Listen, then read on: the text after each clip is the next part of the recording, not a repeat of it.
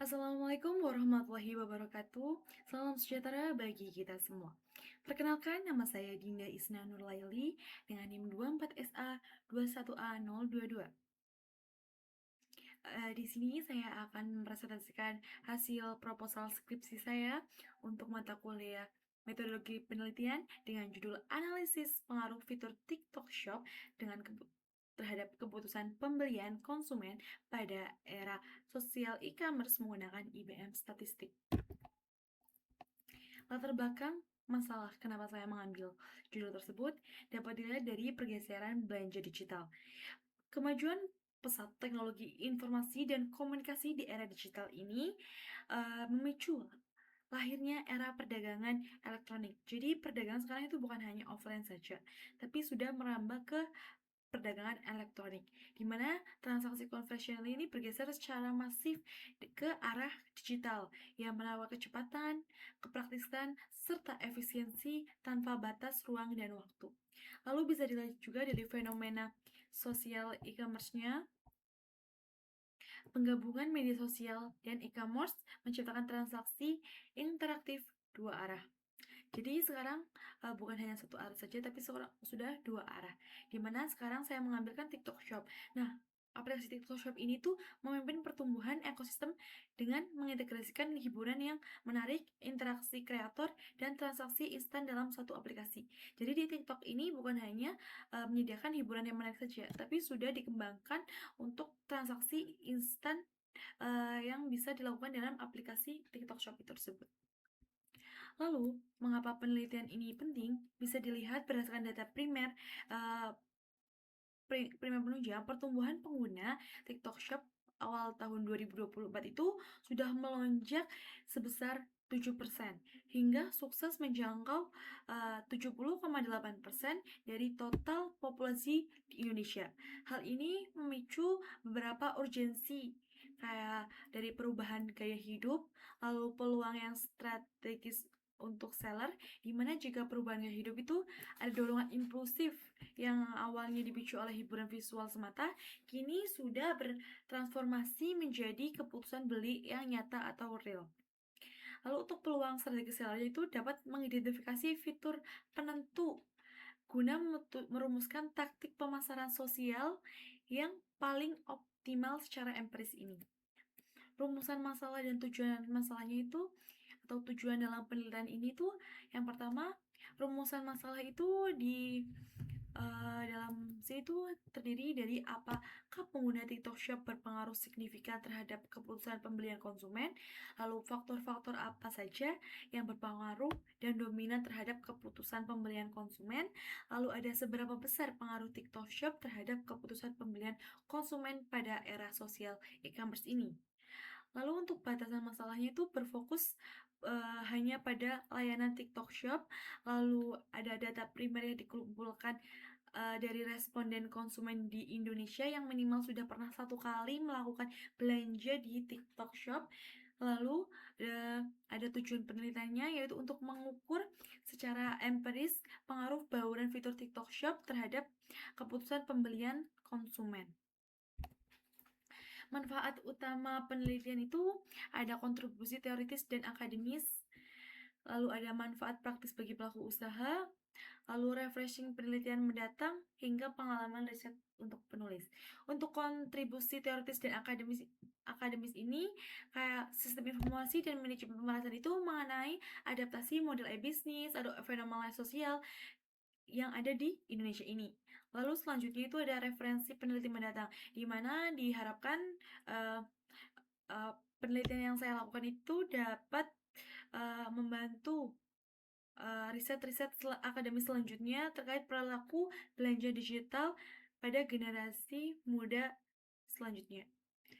Pada manfaat praktis bagi pelaku usaha, di mana dapat menyediakan panduan strategis dalam penyusunan konten visual seperti taktik live streaming, program diskon secara instan yang dapat memicu pembelian yang dilakukan oleh aplikasi TikTok tersebut.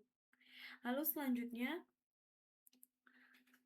ada pengalaman riset penulis, di mana di sini saya menggunakan metode kuantitatif, lalu menggunakan tools IBM statistik dalam memecahkan masalah pemasaran digital yang nyata ini.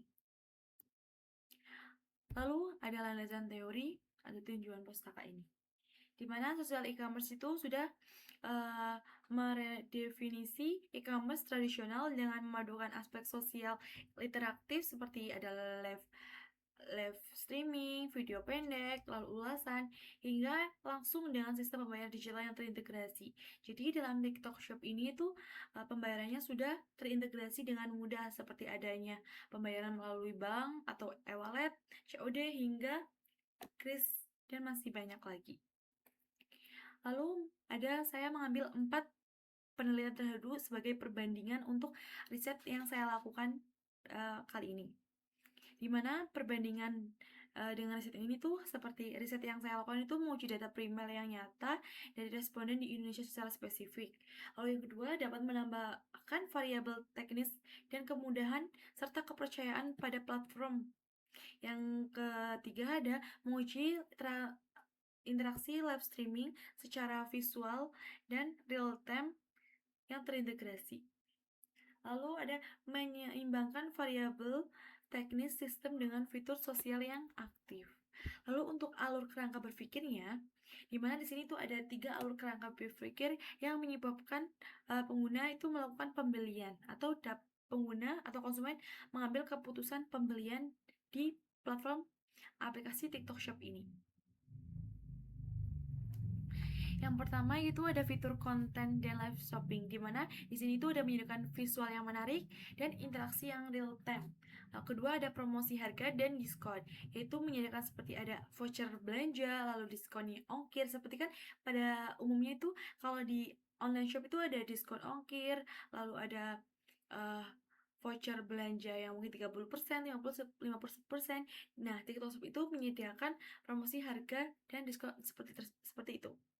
Lalu selanjutnya ada kemudahan dan kepercayaan, di mana ada kemudahan melakukan pembayaran dan kepercayaan seperti jaminan yang aman, di mana jika ada paket rusak bisa dikembalikan. Lalu jika ada paket yang belum sampai hingga waktu yang ditentukan ada kompensasi yang diberikan. Nah, dari ketiga tersebut itu dapat menyebabkan keputusan pembelian konsumen. Lalu selanjutnya ada metode penelitiannya, di mana tempat dan waktu saya laksanakan di daring mencakup seluruh pengguna TikTok Shop di Indonesia yang aktif dan bertransaksi. Saya mengumpulkan datanya pada tahun akademik 2026.